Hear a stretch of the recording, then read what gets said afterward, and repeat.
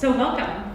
Thank you very much. It's a great pleasure to be here. And one of the big problems of this era that Wilson had to contend with, and the second Mrs. Wilson in a way, is the immense expectations and hopes that were placed on one man, particularly Wilson, but that he also created and allowed to be placed upon himself, because he, for a long time, was only making speeches. There were no actions involved apart from staying neutral in a major conflict. But he captivated what we might call a world audience for the first time by his speeches about a peace without victory, a new League of Nations, and at a time when many other elites and leaders were engaged in a war in Europe or had a hard time being seen as legitimate, he seemed to offer a new ray of hope. And I would argue that it would have been very difficult for any man or couple in the White House, or any man, even more crafty politicians, to do justice to so many expectations, because, as you will know, even in the United States, there were different ideas of what this meant. A League of Nations, what would this entail? And if you imagine that this was just one of the many scenarios in which major hopes clashed. So for any one man to deal with all this,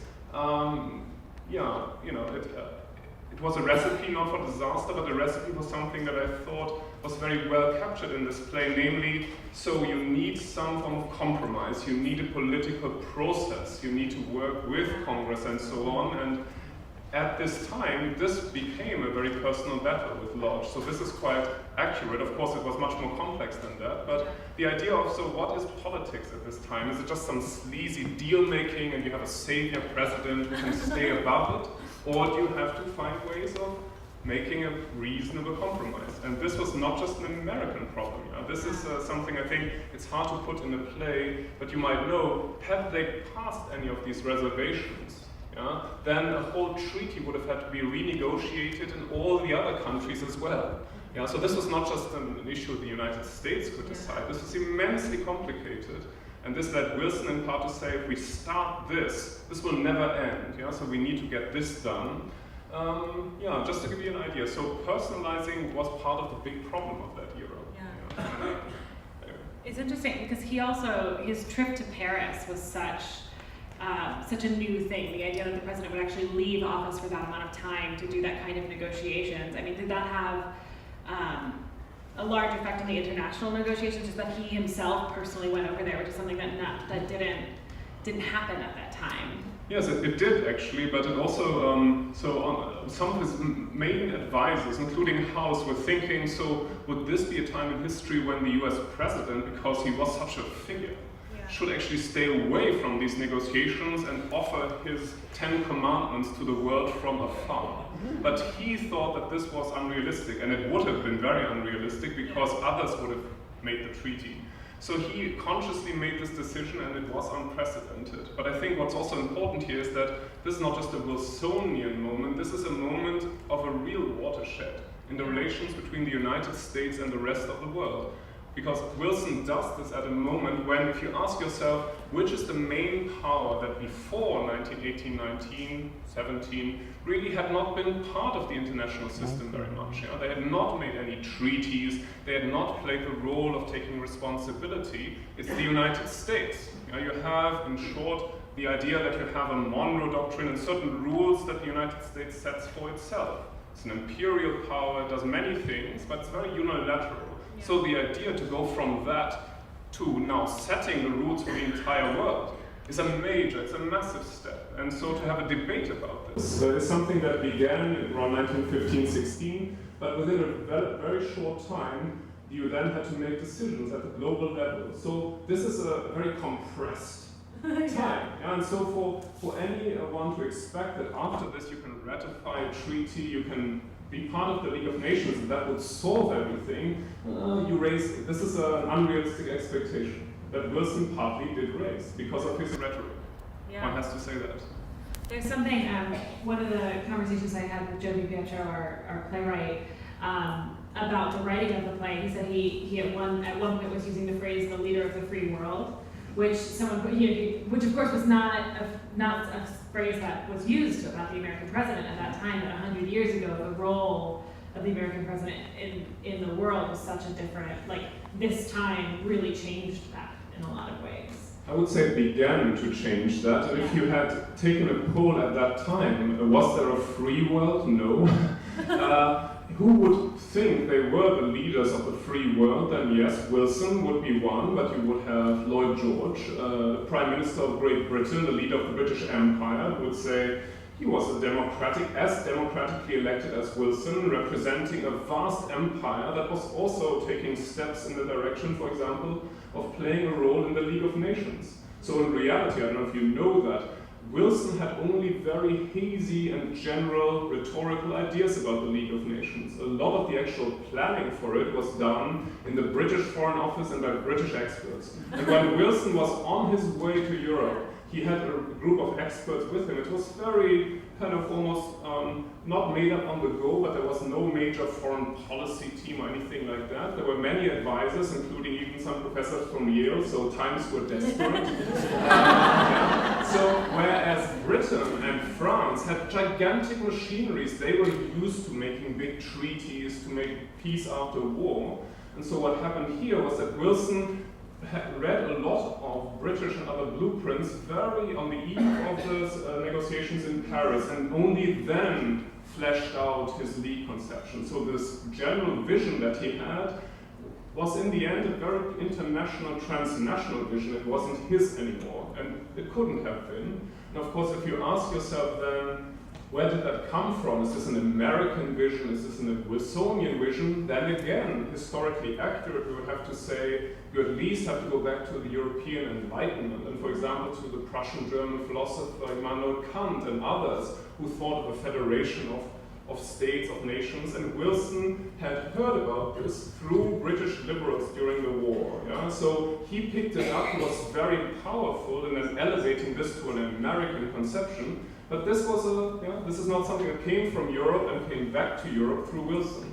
Yeah. All of this he could not really say too much to his audience in the United States because he wanted to have American support for an American policy that would change the world. But in a global view, he was only one of several, like Lloyd George or even the French Prime Minister of the time, Georges Clemenceau, far more experienced, an old liberal, who also thought, well, I could be have a stake at being the leader of the free world, and they made him feel that when he negotiated with them at Versailles. This was not just, those were not people who said, oh, wonderful, we will just accept anything you say, Mr. President. Oh, not quite like that. And would you say over the course, so his health, of course, being one of the major issues of this play and his presidency, would you say he really did become a less agile politician as the sicker he got? I think that's true. On the other hand, well, as you might know, there's a gigantic complex of scholarship on Wilson, all the way from very favorable portrayals towards critical portrayals. But most of them would probably agree that his idea of politics, even before he was ill, was not one marked by agility and search for compromise, but rather using, like his predecessor Theodore Roosevelt, the bully pulpit from above to get his new freedom agenda domestically or later other agendas through. So I would say to my mind, dramatically it's interesting to establish a contrast between the more agile politician and the sick man. It's more, I would say, reinforced his tendencies and made them worse rather than offering a new Wilson to the world. Yeah. And do you think Edith's role in the White House had a profound effect on international policy? I mean, do you think? I know it's a big question. Yes, let me answer it this way. I would say both her role and his role are overstated. I'm not an expert on the domestic and internal situation in this relationship, and biographers, I think, have captured this very well. She played an extraordinary role, and I think she also embodied part of this kind of period of change at that time when you still have a very old-fashioned hierarchical male-dominated political scene. And Wilson, of course, from a southern background, embodied that in many ways. But you also have new women, not just as nurses in wartime or something like that, but also as activists and agents in the political sphere. And the most famous one would not be the second Mrs. Wilson at this time, but for example, the pacifist and pro-League activist Jane Addams, who lobbied Wilson during the war to espouse something like the League, a pacifist role for the United States, and she was just a part both of the pacifist movement saying we should not get involved in this war, we should show the world how you can transcend this kind of warfare. And of course the other agenda of these activists was the suffragette agenda. Yeah? As you might know, it is only in 1920, finally, that the great democracy of the United States gives formally the right to vote to women, and it's an irony of history that Germany, that's been portrayed here as, of course, the antagonist, passes a much more progressive and democratic resolution in 1919, earlier than the United States, that gives full right for women to vote, the Weimar Constitution. So this is a very interesting period where for the first time you get away from international politics as being simply the affairs of men. Yeah?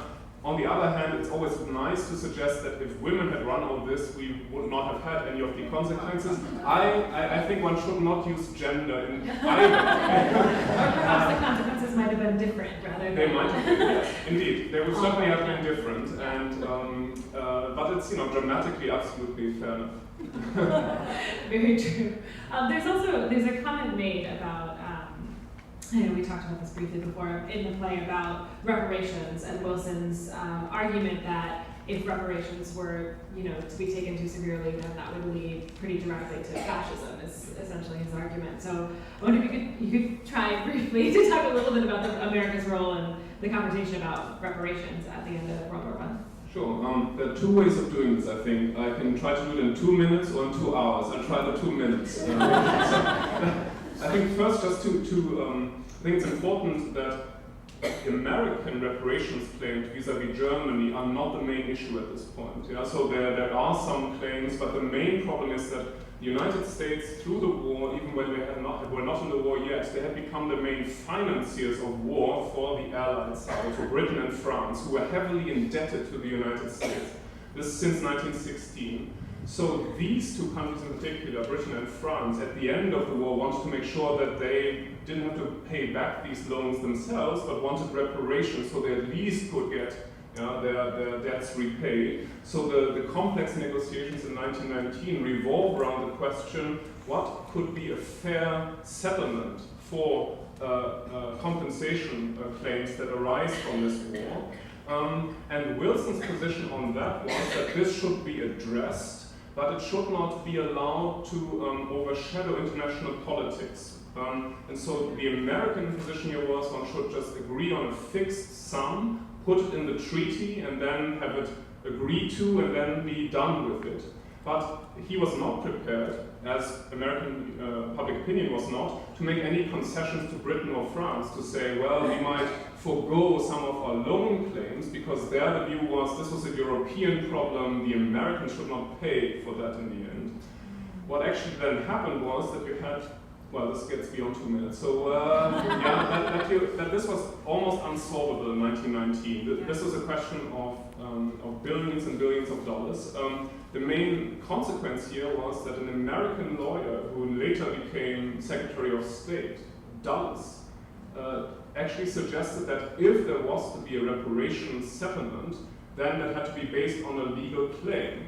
And the legal claim had to be that the one responsible and guilty of the war had to pay reparations. So it's an American legal argument that leads to the famous clause 231 in the Treaty of Versailles, where Germany bears then the sole guilt or responsibility for the war. And this is something that in the German public perception, nationalists and especially National Socialists later would capitalize on and say, this is a lie, this is something that was imposed on Germany and it just shows the duplicity of the West. And Wilson himself, as a final note maybe here, it's very important that he, from early on, did not see the war in those terms. When he gave his first speeches, he thought that the origins of the First World War lay in the general problems of the imperialist diplomacy that all European powers were practicing. So he wanted the League of Nations as an answer not just to get rid of the German problem, but to change the character of politics. And only at Versailles, when he thought that to get his league through he had to make concessions, he changed his rhetoric and now said it was the sinister masters of German militarism who had dragged the world into the war. So there's a clear change for political reasons. And this is already 5 minutes, so I stop.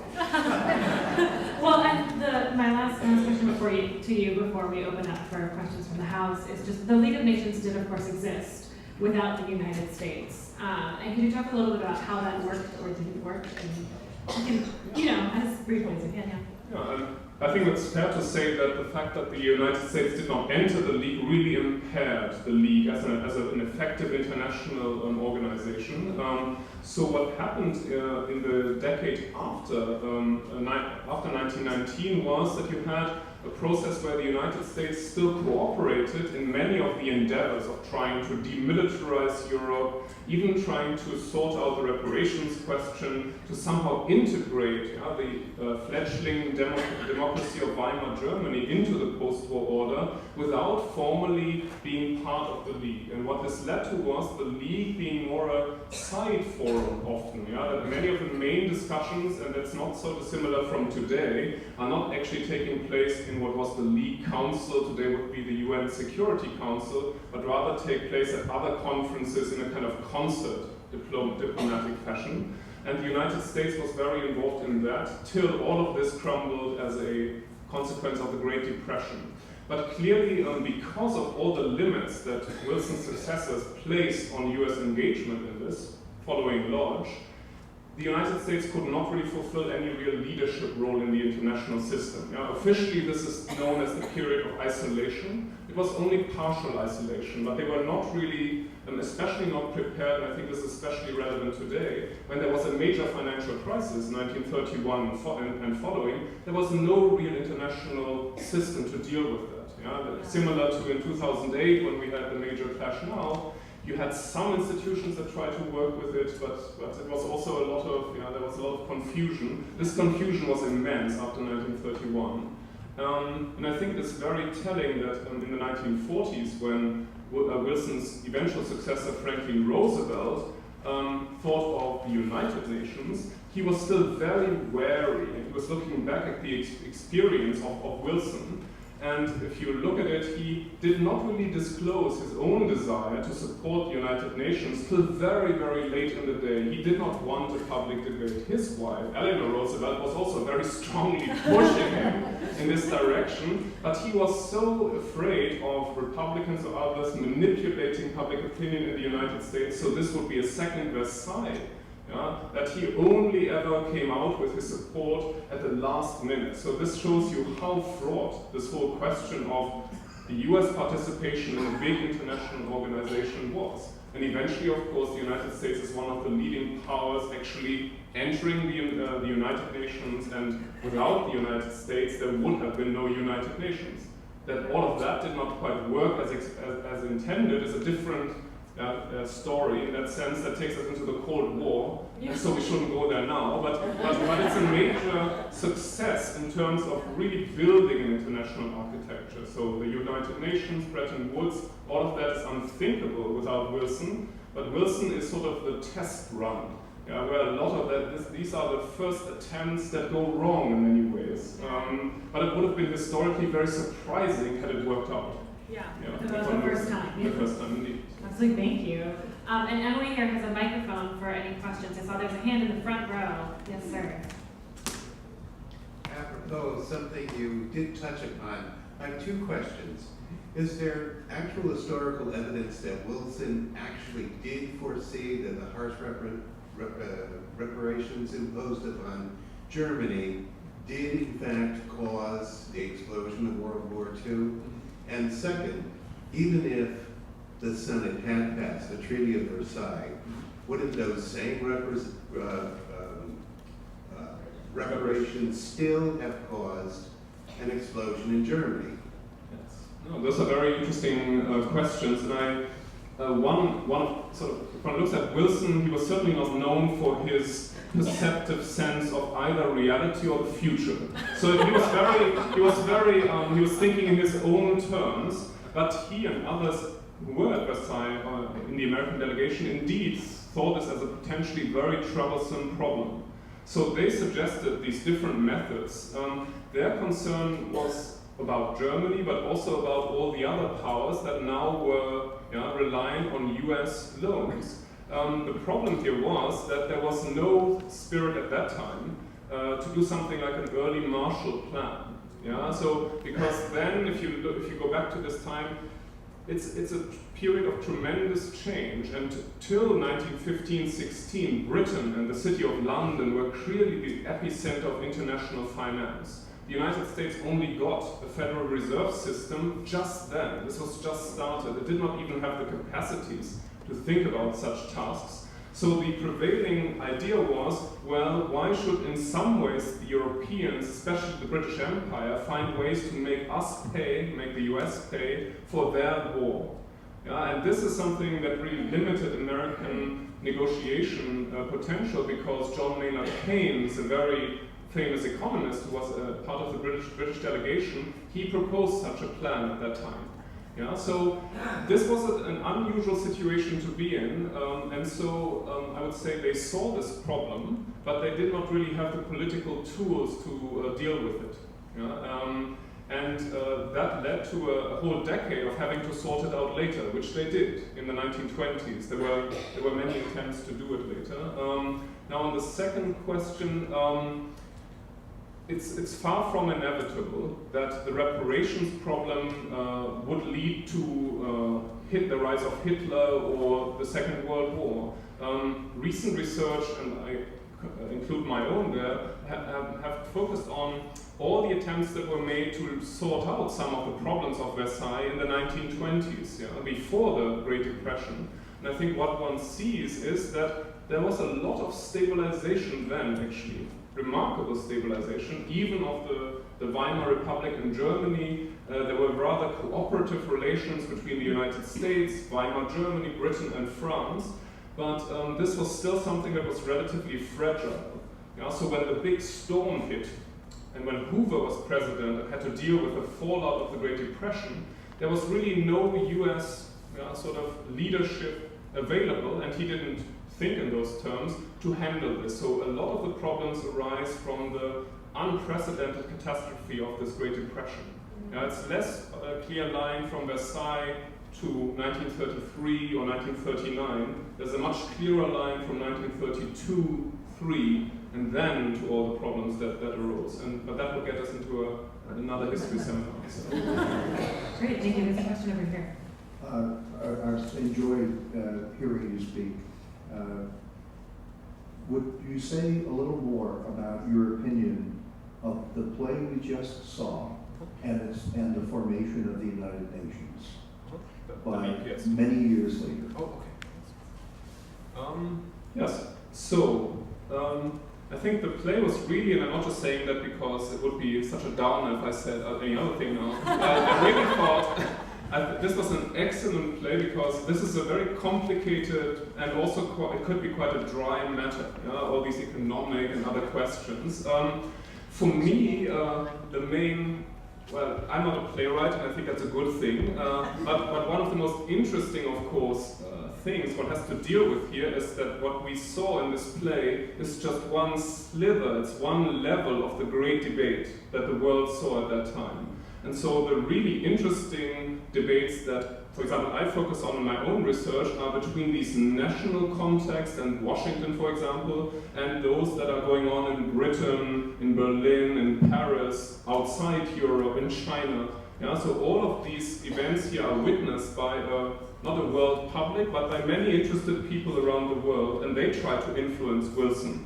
And Wilson's words have an impact not just in Washington, but in Britain and in Germany, especially, for example, in Germany among those who were liberals and social democrats and who thought that Wilson was offering them a hand to change the constitution of the Wilhelmine Empire and then to be part of the League of Nations. And so they were very disappointed, not just by the failure of the League of Nations, but already by Wilson's rhetoric, which was not part of this play, which changed.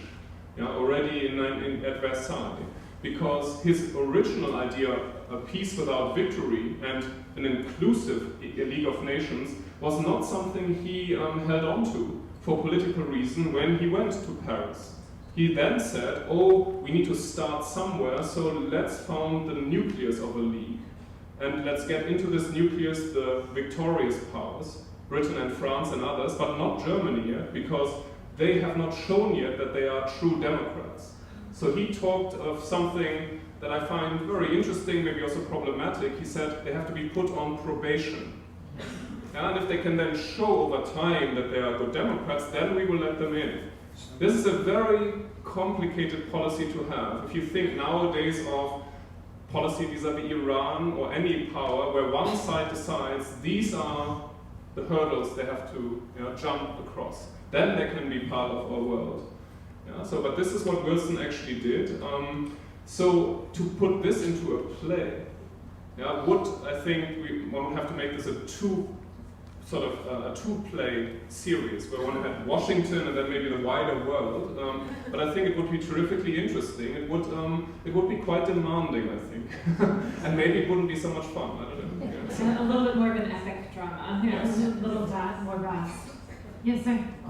Do you think that the Treaty of Versailles and the League of Nations, even had the U.S. got involved and had Wilson's ideas been present, failed ultimately because the USSR was never considered in either of those aspects? That's a very interesting question as well.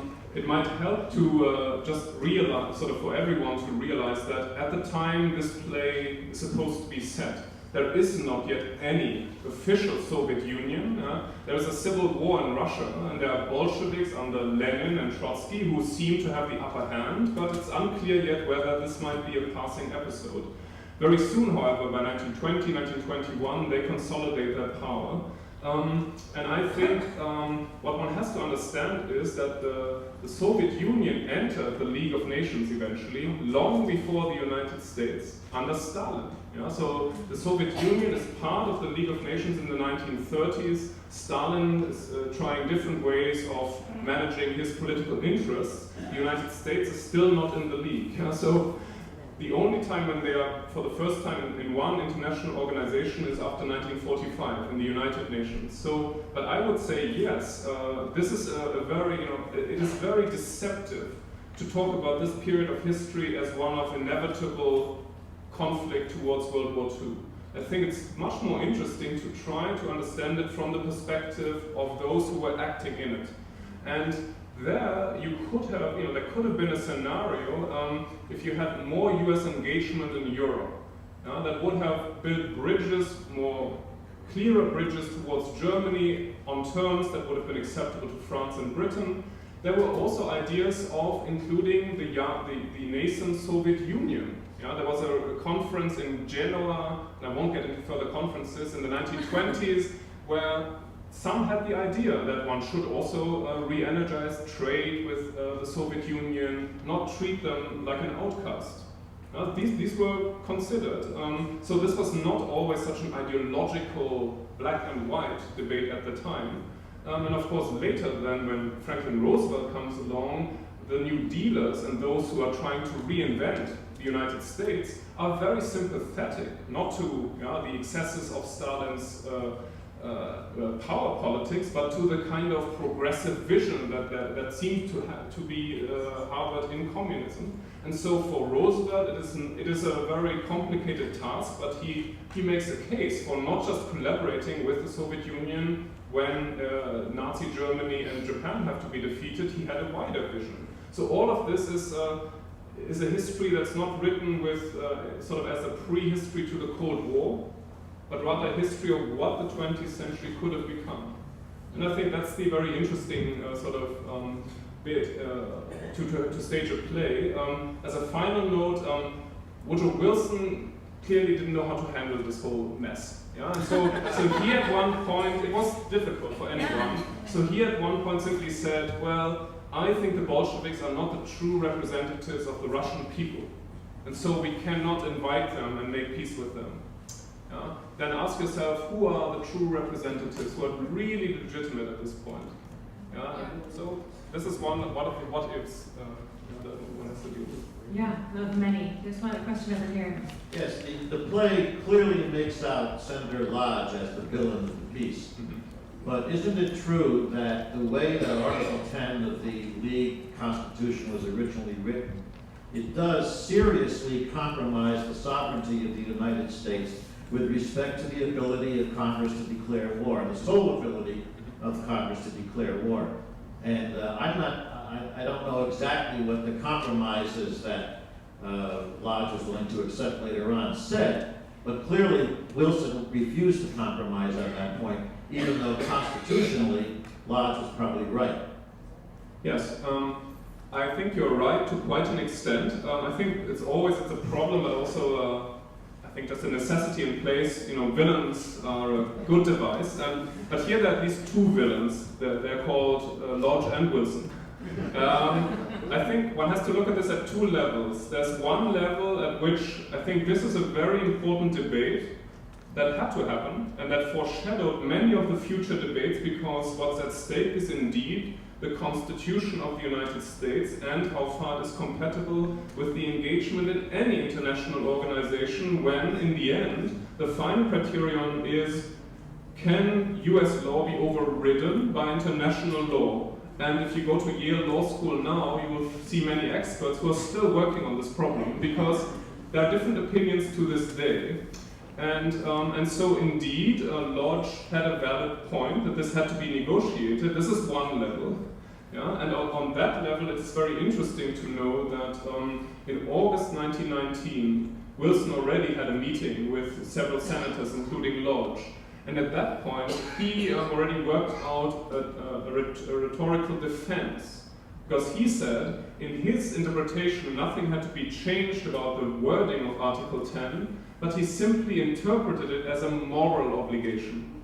Yeah, not an automatic legal obligation, and said, this means that for final decisions to be made, of course, the Congress of the United States has to make the decision. That's on record, you can read it, and Lodge knew that. But for political reasons, Lodge did not accept that. Yeah, so he, for political reasons, this is I think there's a school that I would also find myself under, where you think at some point all of Lodge's moves are mainly directed at making this fail rather than succeed. Because there's another level of political enmity and political grandstanding involved that really got in the way. But Wilson was also not, he was not helping this either. The general debate, as I mentioned, is still resurfacing in the 1940s, when some of the critics of the United Nations give Franklin Roosevelt such a headache that he doesn't even want to discuss this. Until plans are made and finally finalized at Dumbarton Oaks that already have it all settled down. So it's not a big debate in the American Senate. So this is a very fundamental issue. There's something to be said also for Wilson to say to the people he's signing a treaty with that we're morally obligated but not necessarily legally obligated to help you out. Is that, to say that to Lodge is one thing, but then I can imagine the international, repercussions of a statement like that it's sort of an obligation.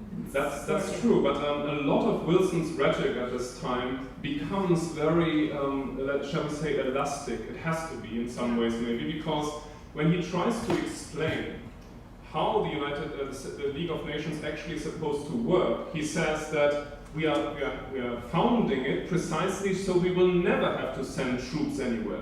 So the idea of collective security, which is behind it, is really that there's such an overwhelming threat that all others will send troops and go again up against any aggressor, that aggressor will calculate that they won't even start a war.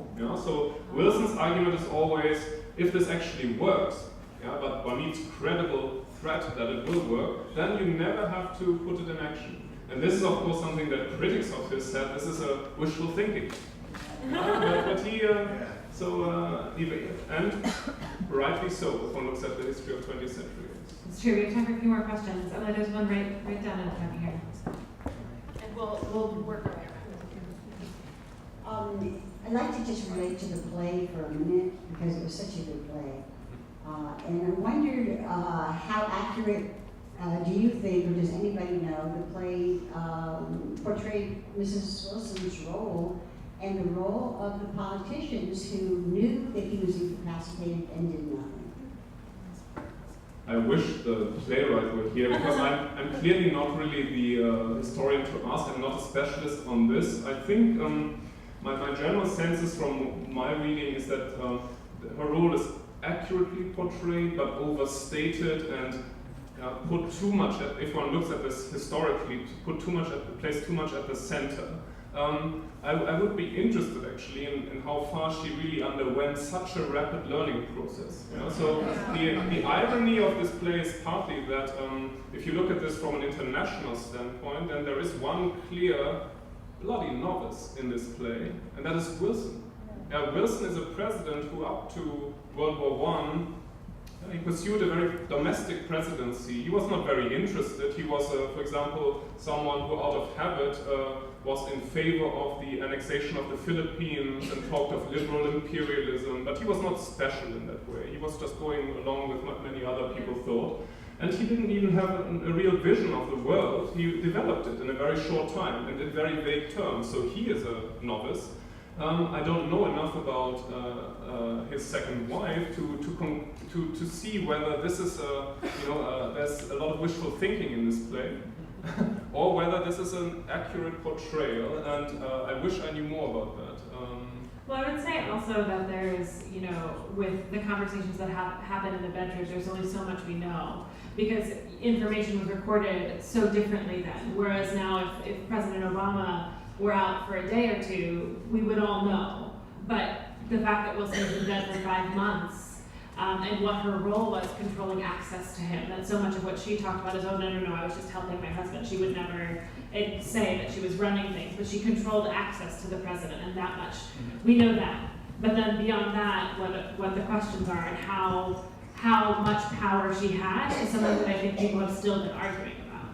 That there is some people who believe that she really was the first female president of the United States. Some people really will firmly say Edith Wilson was the president of the United States for 5 months, but then there are people who say that's not the case. So there's only so much, when they were trying so hard to keep it a secret, which they did rather successfully, and then how much we know now. Of course, we know more now about how sick he was and how much that impeded his ability to run the country, but there's so many unknowns in that piece. That's a fantastic question. Yeah, so there's too much speculation for some historians to take it on. So it's maybe more the stuff for a very good political novel. Or play. Or play. Well, let me tell you how, as a writer, I approach something like this. I was reading a newspaper article about about female politicians, and it casually said, many people believe Hillary Clinton might be our first female president, and then in parentheses it said, but there are many people who won't believe Edith Wilson was already our first female president. And I said, whoa, that's a powerful statement. Let me look this up. So I went back and I read. Then I started reading biographies on, a couple of great recent biographies on Wilson, and a couple on Woodrow and Edith. And, obviously it's a very controversial presidency, and it was a very controversial relationship. And I thought, wow, this is a great idea for a play. And what was intimidating for me, and hearing you speak, I'm glad we didn't speak before I wrote this because I never would have done it, but it was so impactful, this moment of history. And I really wanted to tell, oftentimes we write a play, you focus on a specific period, but I thought, oh my God, the fact that they met and this relationship affected history was fascinating, and you had to tell it almost from the first meeting till when the League of Nations didn't pass. So that's how I approached it. But what I really did was I wanted to approach it from a human point of view, and I wanted to approach it how the personal becomes political. And I thought, anyone in any sort of relationship knows how your other half affects you.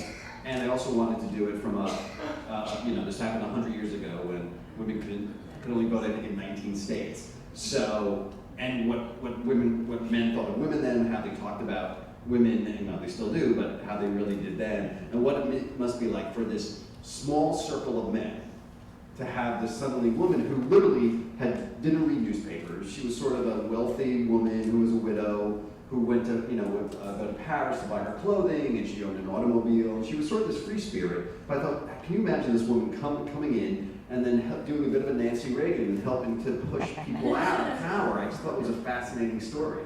So that's really how I came to her, and how much of it is true of her. Also how I write a play is I read, research, and then I throw all the research away, and I write about the people because I think that's what makes a play entertaining as opposed to a 10-hour. I should try that in my next book. Yeah. But then I go back and I read everything again to make sure that I didn't like make a mistake. You know, like, oh, Woodrow Wilson wasn't president. I made that up. You know, so double check. But that's so what I wanted to do was take that relationship, make it about these people and the intrigue, and then just how this relationship affected this world and what it must have been like for this, you know, lover or hater. And historians will agree and disagree on if. You know, the question that got me asked a lot when I was here doing the previews, doing the questions was it a good thing that this relationship? And I'm like, that's the question that hopefully the play asks, and that's the question that historians are still asking and disagreeing with. Yeah, and just to say, I think, you know, I would say you understate your case. You do so much more in the play because we ask ourselves, so, you know, nowadays we might look to maybe a mini-series, so House of Cards. That one has complex, you know, political issues, but there's an interesting human dimension. But in theater, this sometimes happens, but it's a challenge because people might not like too much of that. Yes. But you actually manage to, you know, acquaint the audience with many of the big questions of the day, and so, you know, that's a great achievement. Yeah, you can do a whole play on Woodrow, what that negotiation was at the Versailles. Mm-hmm. Like, you know, because right, those guys had, these were, you know, men with maps, you know, dividing up Europe, dividing up Germany. I mean, fascinating stuff. Yes. Yes. I would say as a suggestion, of course, I think it's still a very compelling play about Eleanor Roosevelt and FDR, because if you're thinking about, you know, influence, this will be very, and then if you think that's too tame, then of course Augustus and his wife Livia. And what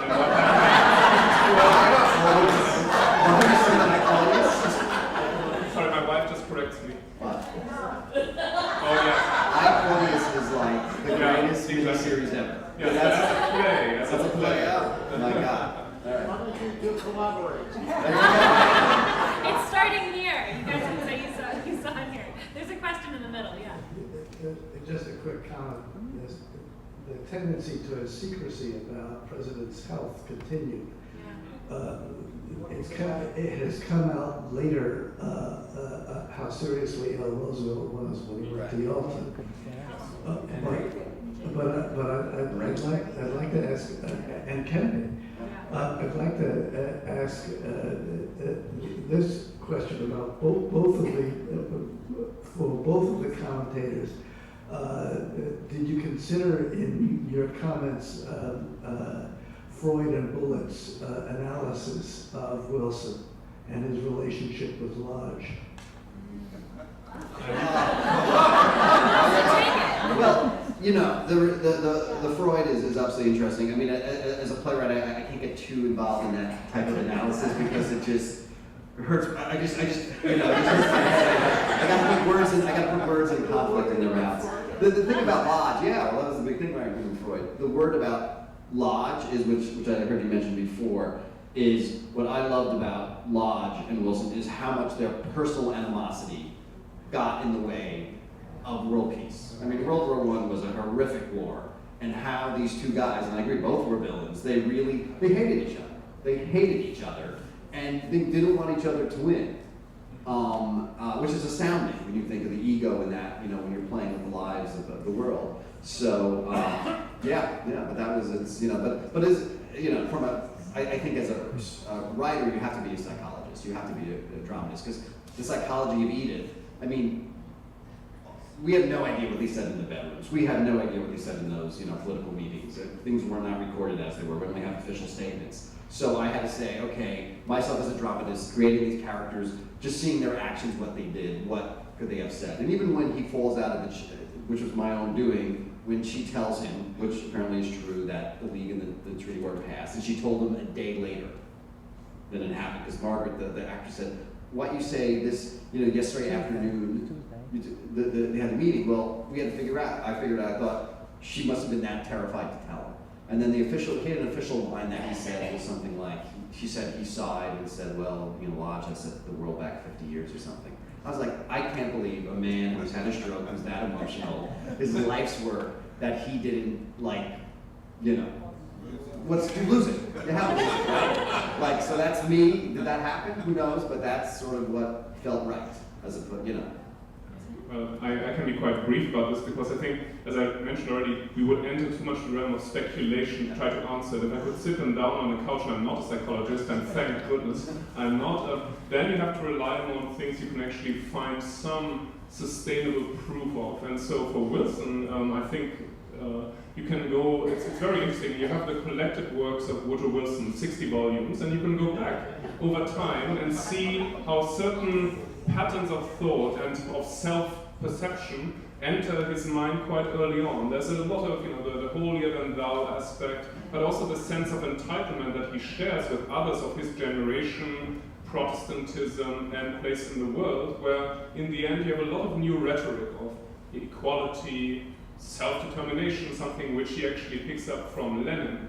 He does not use this before Lenin uses it. Yeah, he talks of self-government.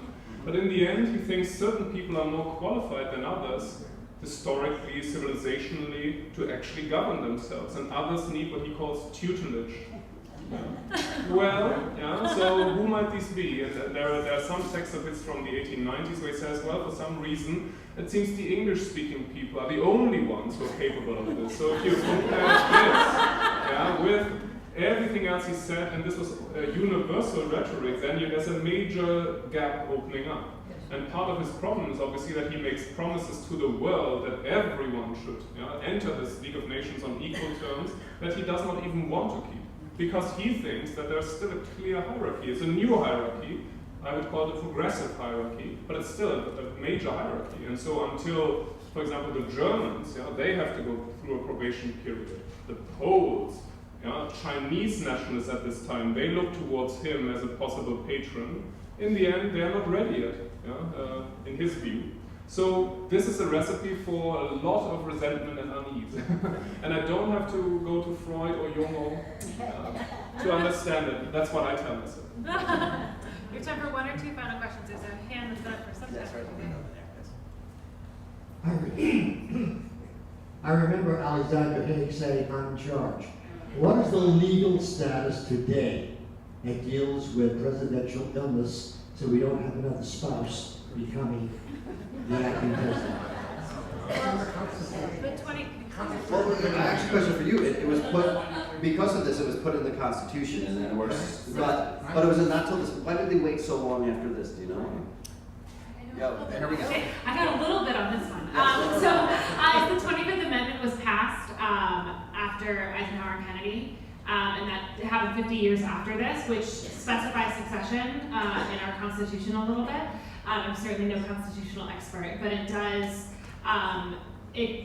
specify who takes charge when the president can come back, and sort of really clarifying those kinds of rules, which at this time there was no precedent for. The example really is Garfield, who just was president until he died, and so that it wasn't until 50 years after this that they did something constitutionally about succession. They changed the order of succession. Who is to go into the president's bedroom the next day and determine what's going on? That I think it's the Surgeon General, but I don't know. Possibly, but I think that for a long time has been, this is very, it's obviously highly delicate to, even before the time when the nuclear button was involved, there's a whole support system, and I think Roosevelt, FDR's presidency, is still very formative for this because, as has been mentioned, he carefully managed to hide and build a whole system around himself, which has been, I think, very interestingly pictured in Ken Burns' recent documentary. His wife was part of that, everyone was part of that. And some would argue, had they already had the kind of scrutiny and 24-hour cable television that we would have today, then there would have been no Roosevelt presidency after a certain time, and then we might ask ourselves what the 20th century would look like. So this is very ambivalent, but on the technical question, I don't know. I have to ask a colleague of mine. But it's also fascinating too. One of the reasons I love this is because obviously this could, if Obama was gone for 2 days, it would be, right? You can never do it anymore. But it is fascinating that these three people really essentially kept this cover-up going for so long, and that they were able to make it. I mean, it was a sort of a product of the times and the lack of communication. But it's true. When you're in power, you have a lot of power, basically. That's right. When you're in power, you have power. And they held on. And, you know, and also I think if Marshall really wanted to be, he really did not want to be president. And if he really wanted to, I think it would have been different. I think if he was agreeing with the congressional sort of campaign to have him take over, I think he might have forced the hand. Yes, I mean, there's one, you know, this is a footnote, one, of course, very obvious, other interesting parallel that we have another vice president, partly initiated from a provincial background, not very well versed in the affairs of the world, who follows his master, is chosen for political reasons. It's a certain Harry Truman who then has to take up the reins at a time when it's highly, highly complicated. And so he then undergoes a remarkable, you might like it or not, learning process. And of course, it's under the Truman presidency that a lot of the Cold War international security state, all the major engagements of the United States in NATO and the Marshall Plan and so on, happened. And part of what this shows is that at that time you had more than just a president and a rather improvised team that you have in 1919. There is no real US government that is well versed in international affairs at this time. By the 1940s, 50s, you have a range of people who've gone through the experiences of the Great Depression, of the Second World War, and there's a whole infrastructure of power that was unimaginable in 1919. So I think it's very important to understand how different the United States government was at the time of Wilson and how much has changed since then. Yeah. One last interesting note about the constitutional amendment is that there is still no legal definition for incapacitation. So despite having like a succession determined, there is no legal definition for what incapacitation means. It just says incapacitated. At the end of the play, they talk about, or someone says that the letter, supposedly that Lodge wrote with his compromising, was found in the Library of Congress. Is that true? And was the letter ever opened? Yeah, there were several letters I think found. I would say the one fabrication I have, not the one, but the sort of the big fabrication. Just one word. No, the one that Colonel House never actually. He did actually speak with Lodge, come up with revisions that they thought. Send the letters, official cables to Woodrow Wilson. They turned up in the Library of Congress, never opened 30 years later.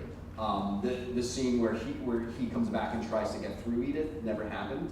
But I thought, as a dramatist, I wanted to show that. And I thought basically, you know, did she ever see the letters? No one knows, but at some point there was, you know, clearly a letter from Colonel House. Someone was going to pass along to this trio of, you know, gatekeepers and see what happens. So that's sort of why I sort of did that. Yes, now that you said it, I don't have to point it out. Yeah. But I think if one looks at the background, I think what's important, and you can't, you know, you have to dramatize this.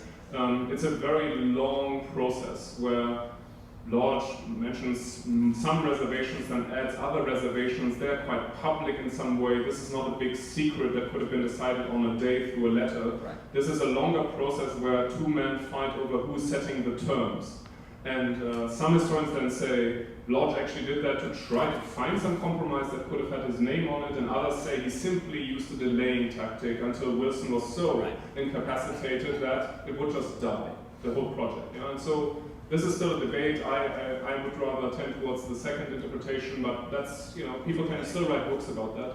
Yeah. I find other subjects more interesting. Sure.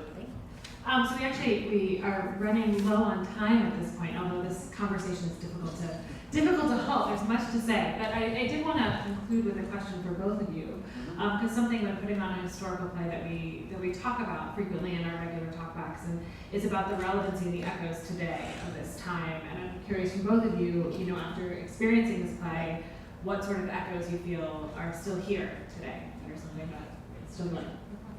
Yeah, I mean, that's actually what inspired me to write the play, and also I'm a political junkie, especially like modern campaigns, but I want, you know, in terms of where do you focus your lens as a writer to what, you know, this could be days and days this play could go on, but where you focus the lens, and I was interested in where the echoes were today. Certainly the God's will, which is a big thing, he called it a covenant, the League of Nations, how religion and religious certainty influences political debate, which is not hard to see today. I was interested in a woman's role in politics and what a woman's role then is now as we talk about having a female president. I thought there's a lot of similarities between Obama and Wilson in the sense they both came up very quickly from state positions to president.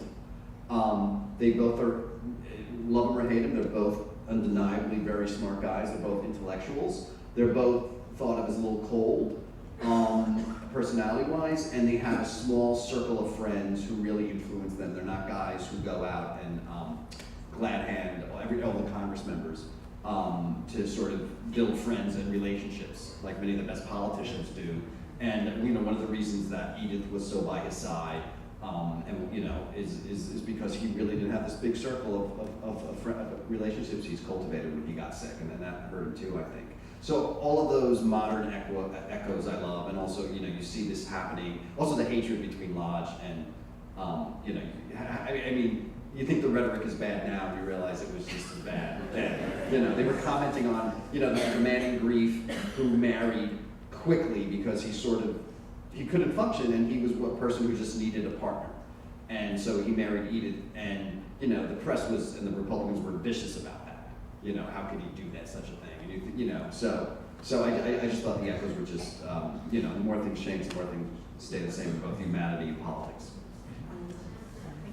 Yes, I guess my comments will go in the same directions. Many echoes. I think part of this, where I would encourage you to try to write a sequel and get the international dimension into this, leads me to this question. So the management creation, but also disappointment of expectations in high politics. This is here national, it's presented as especially a national US-American affair, and it clearly is. Right. But at this time, and also in our current world, you always have many different audiences. Now we are living, apparently in this more globalized, interconnected world where there are many more, immediate repercussions. So what is talked about in the Senate in the US will be commented upon in China and Europe and so on. And it's very complex to manage expectations. And if I remember, for example, different US American, also European expectations when Obama came into office and had a very rhetorical, grand approach, sort of offering, sort of to overcome the kind of partisanship in Washington and to change the culture, the talk about the Middle East, immense expectations were placed upon him. And I think he had a responsibility for that, but there's also, it's a question to all those who develop such expectations and are then so sorely disappointed in Europe or over here. What do they expect? So to understand the actual process by which any one leader should have a lot of limits to go through until a great vision emerges. Because most of the people who went furthest in executing their grand plans in the 20th century are not the ones I would vote for. Right. And they were in systems that allowed that. And so whatever you say about the problems of all this, it's very interesting to bring this to light and to show that, yes, this is a perennial problem of politics. It's especially, I think it's been made more complicated by technology and also the expectations that, for example, a peace settlement can bring a new world order. What is a new world order? A really fundamental change after a big war. That's a huge undertaking. And of course, it's a very collective undertaking in the end. You cannot impose it. You cannot say, even if you settle this in the Senate of the United States and say, this will lead to world peace. No, it will not. Because if others are not part of it, if you talk about self-determination, but you do the determining for others, it's not really. And yet, this is how many of the actors at that time thought, and if you listen to current debates very often, they still do. So it teaches humility, but also then the question, so how can you be an effective leader when you cannot be, and should not be, some sort of democratic dictator? And so, plenty. This one of